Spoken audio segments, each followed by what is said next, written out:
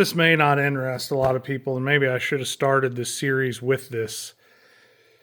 I've done many videos so far that I'll post throughout the channel in shorts and videos. If you are finding the diesel content helpful or interesting or appalling, throw me a like or a subscribe.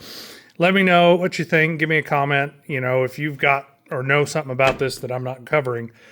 But this video in particular is basically to show all that has to be disassembled down to reach those components that we had talked about earlier, as far as the 7 different fuel lines that need to be serviced.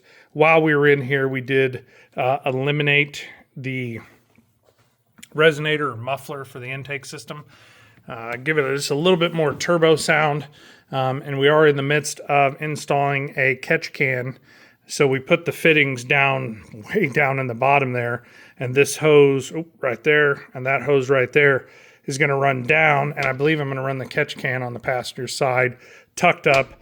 Even if something ever did hit it, it's basically just to catch the oil vapors instead of the engine having to reburn it.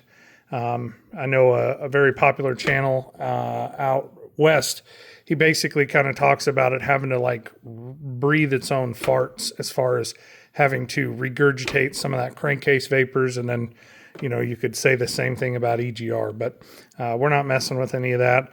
We do have everything installed. Anybody that's astute can see that the belt isn't on it quite yet.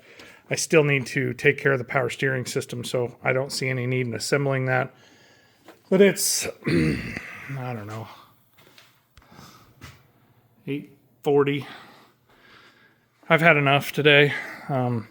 We did put 2 new thermostats in it, so I need to service the cooling system. Obviously, we're going to service the power steering system while we have it out. As far as everything else, I think most things we've taken care of and serviced and put on here, published on here on the channel. So if there's something else you would like to know about these Duramaxes, I'm not the end-all be-all, but I have done a tremendous amount of service on them, and I've owned a ton of them over the years.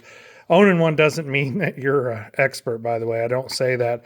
I just mean you get to intimately know a vehicle differently when you're working on it versus a daily driver, and as well as you probably typically work on a daily driver as well. So it's just a little different kind of understanding of what these trucks are capable of and what each one of these little upgrades, does. The PCV used to go right in here, so we've capped that off.